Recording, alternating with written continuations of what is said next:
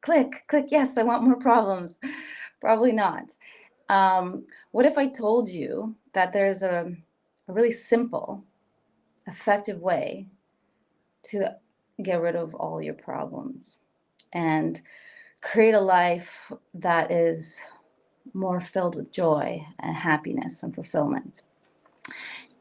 I know that sounds really big, but bear with me.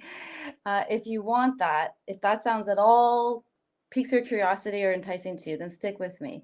I'm going to share with you today actually a story that was a defining moment in my life to illustrate a tool that I want to give you today to help with this.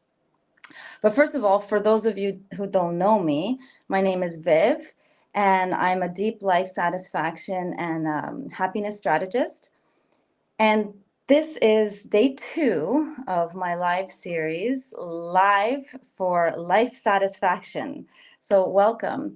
And if you didn't catch yesterday's about emotional mastery, just go ahead and look for the replay. And hopefully that you can look at that if that interests you. Otherwise, stay tuned for today and tomorrow and the next few days. So I want to talk about this defining moment, the defining moment in my life that illustrates this point. So for those of you who know me, I started off as a medical scientist, turned psychotherapist, and I had a 10-year clinical practice in treating trauma. So helping people really come out of really dark places, transform their lives, access massive healing. And it was a blessing, an honor, And I'm still involved. I'm actually no longer, I'm stepping away from the psychotherapy, but I'm still involved in that healing aspect, in the sense that I still have a course on self-EMDR, selfemdr.org, that I still nurture the students there. However, I have changed my life. I have changed my life focus, and as I mentioned, I'm now supporting people in terms of really developing their deep life satisfaction, boosting their happiness, bringing more happiness and joy into their daily life, so they can have fulfillment and sleep with peace and contentment and wake with joy and vitality and passion.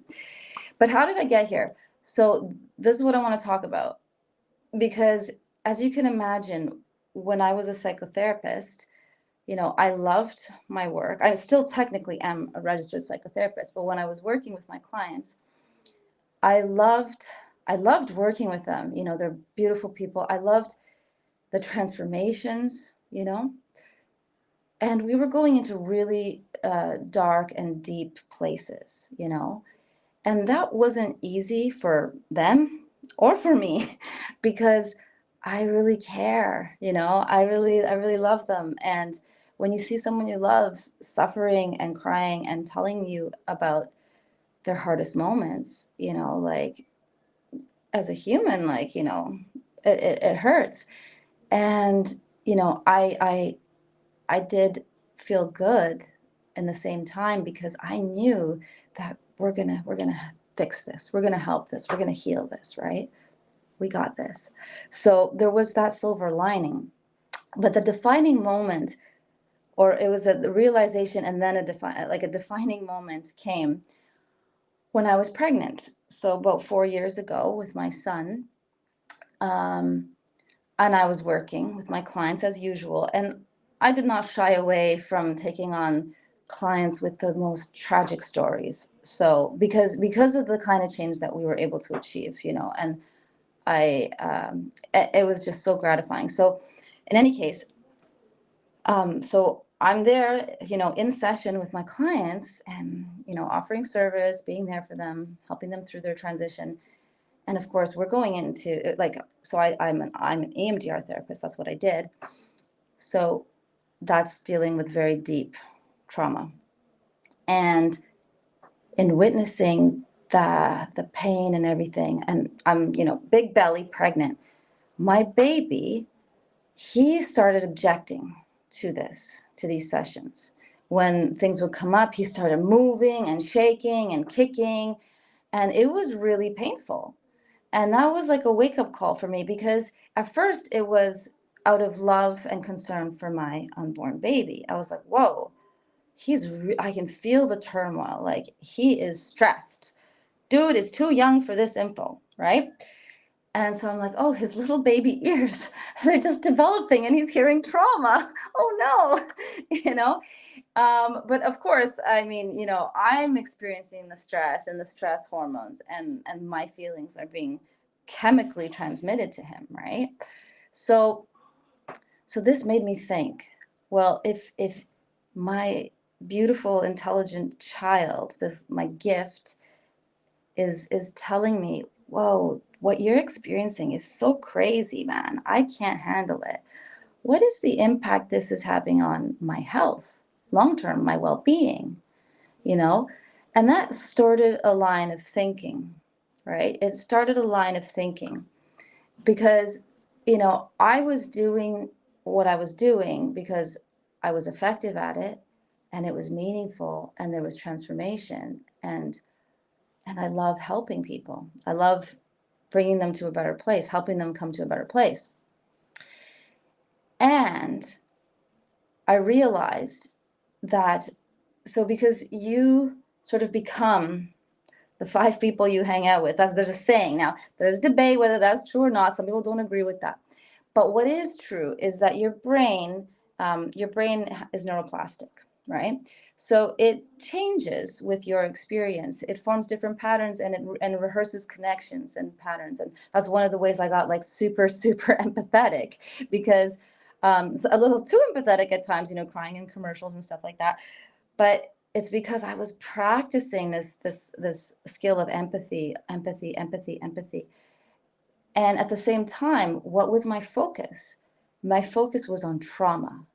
Okay, let's find your pain. What is the deep root of your problem, right? Let's find that, and so we can fix it. We can go in there and help you heal, right? So as I became an expert in focusing on what was wrong so that we could correct that, I became an expert on focusing on what was wrong, focusing on problems, right? And in my life, I began to see trauma, problems, what's wrong, everywhere, and in other people. It's like, oh, and I had this filter. I developed this filter, like through no fault of my own. This is based on, you make a decision, a choice with your life, and that leads to behaviors and experiences that you put yourself into. And this leads to changes in your brain, which help to form new patterns or build on old patterns. And it shapes the direction of your life and of your experience of life. So anyways, that made me think, and I had this moment of like, and I asked myself this question: what do I want my life to be about? What do I want my life to be about? And maybe you could take a moment to ask yourself this question: what do you want your life to be about? In my case, my life was about trauma, right? Day in, day out, I'm trying to focus on trauma, healing trauma, helping trauma survivors, right? And then I'm like, you know what? I love these people. I love their transformations. I want to continue helping people. But I wasn't put on this earth to just think and feel trauma. And I wasn't put on this earth to just feel bad, right? I mean, I'm not to say that I didn't feel good in helping these people. I did. But the brain is a tricky thing. If you become an expert in something, those patterns focus on that. So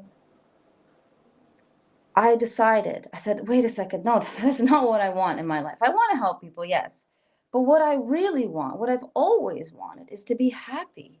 I want to thrive in my life. I want happiness. I want joy. I don't want just joy someday. I want to enjoy my everyday. We can't enjoy maybe we can enjoy every moment. I'm going to debate on that.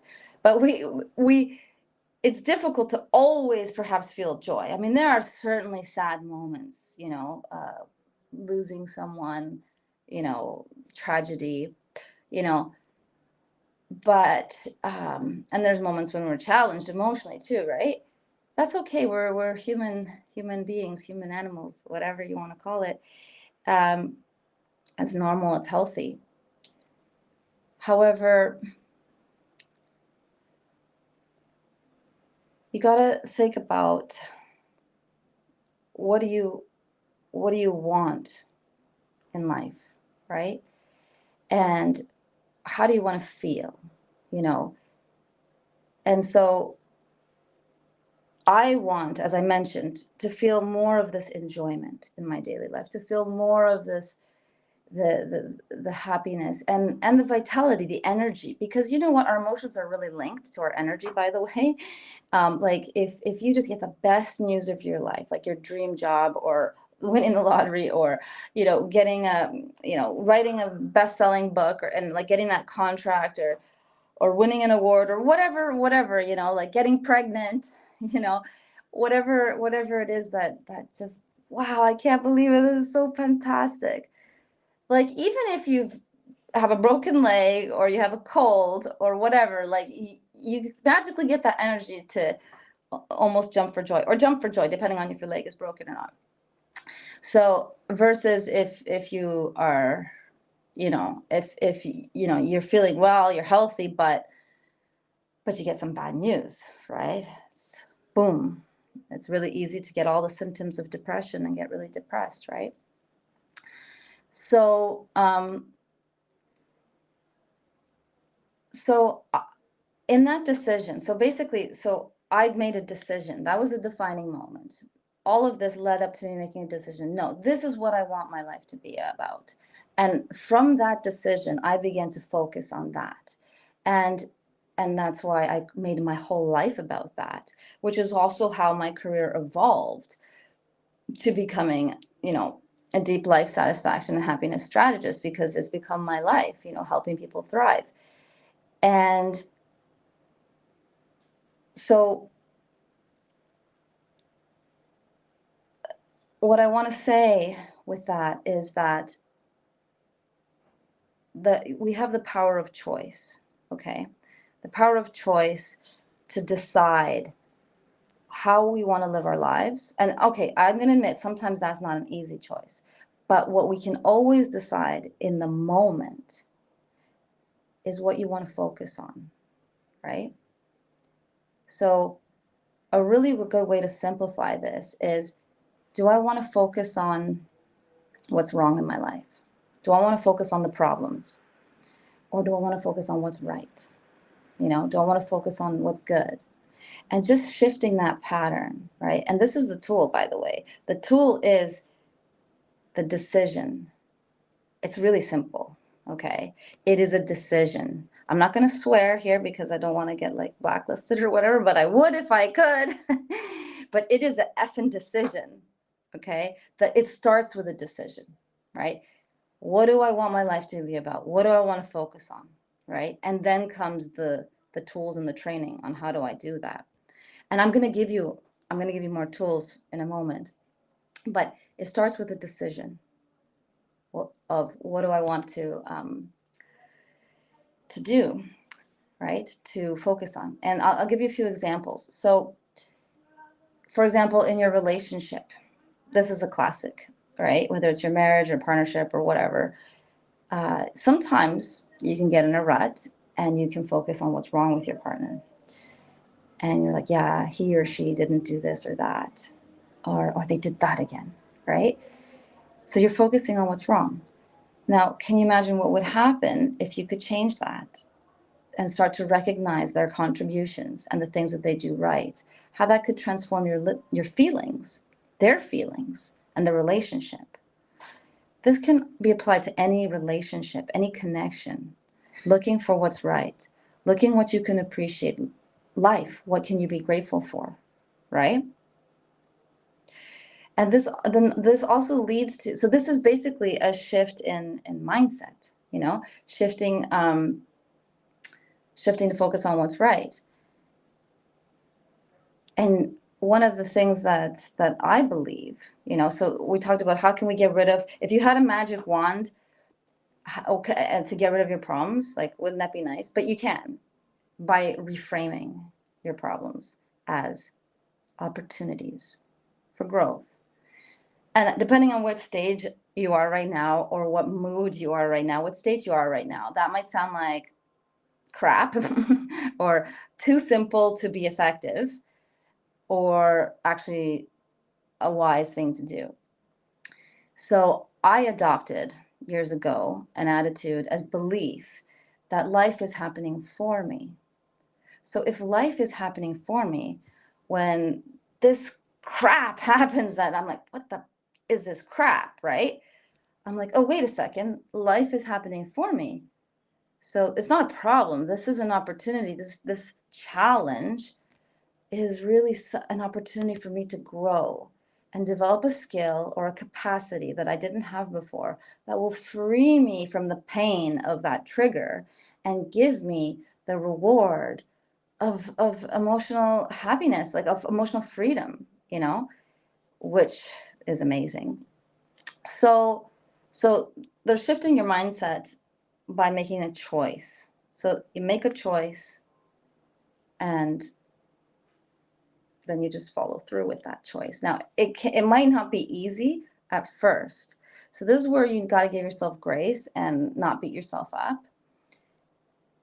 It requires repetition. So when I made this choice, that was quite a few years ago, I kept seeing problems for a while, and I'm not perfect. There are times when I see something and I'm like, oh my God, it's a problem. But very quickly, I remind myself that life is happening for me, and my whole attitude shifts.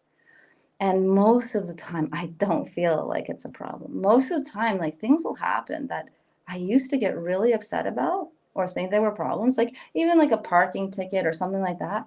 I'm like, oh, this happened, and then it means that. And like, that's great. I literally do that. It's crazy. And I say it's crazy because that was not me 10, 15 years ago. Even 5 years ago, I was, in transition. So you have that opportunity always. It's a decision point. You coming to, like, maybe you're there now, or maybe something has to happen, like what happened to me, where you get a defining moment and you need to decide. There's like a fork in the road, and you like, I can go this way or I can go that way. Which way do I want to go? Right? And I'm asking you today to apply that decision to what you want to focus on, right? Do you want to focus on problems in your life as being problems? Or do you want to focus on what's right and how those so-called problems are actually opportunities, gifts, truly gifts, for you to get something deeper, something richer about yourself in this life, which would be boring without it. Developing yourself, your spirit, your soul is such a profoundly rewarding experience. So tapping into that can certainly bring you a lot more happiness and make you feel like your problems, you don't have any problems, because they're just gifts. They're just opportunities to grow a little bit more. Okay. And so another little practical tool of how to implement this is journaling. And not just regular journaling. Regular journaling is fine and excellent, but I'm talking about intentional journaling. So I actually do 3 types myself. I do gratitude in the morning, and I do an appreciation journal and a learnings journal in the afternoon. And I'm going to just show you. So I literally bought these little journals from my dollar store. And you see, it's just like, I love this. This is actually for school for kids, like for teenagers and stuff. They're agendas. So they start in September.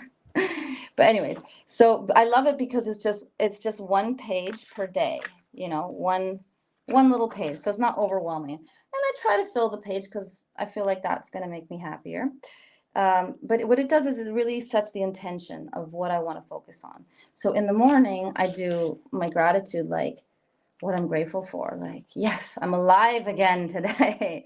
And I shit you not, that I am actually, like sometimes I actually put like, I'm so grateful that I'm breathing and my nose is clear, or that I'm breathing easy, because I had COVID a couple times and it was not fun. And and when the nose is stuffed and you're like so stuffed and you can't breathe at night and then you can't sleep because of it. I don't know if that's ever happened to you, but I hate it. So like when I just remember like, oh, my nose isn't stuffed. This was such a miracle. I have lots to be grateful for, like my beautiful family, but I also really enjoy being grateful for the little things. And some days when it's challenging, or there's a challenging situation, sometimes it's those little things that get you through. So and then I have my learnings journal. And so this is actually automatic reframing, in fact, because you only learn, well, not only, but if you have a so-called challenge or opportunity in your life, like, yesterday's live, I talked about tantrums, navigating emotional mastery and navigating that tantrum with my son. And um, what I learned, right? So no matter how that tantrum and that situation would have played out, there's always a learning, right? And when there's a learning, then retrospectively you see the opportunity, because you know I learned, for example, in that moment um, that if I can have emotional mastery in that moment and come from a place of love rather than a place of reacting with anger or fear, then I can have a beautiful outcome. And I did, right? And it was so rewarding. So that was one of the learnings I put. I just like to kind of seal those into my brain. And then another, this is my appreciation journal of my husband, okay?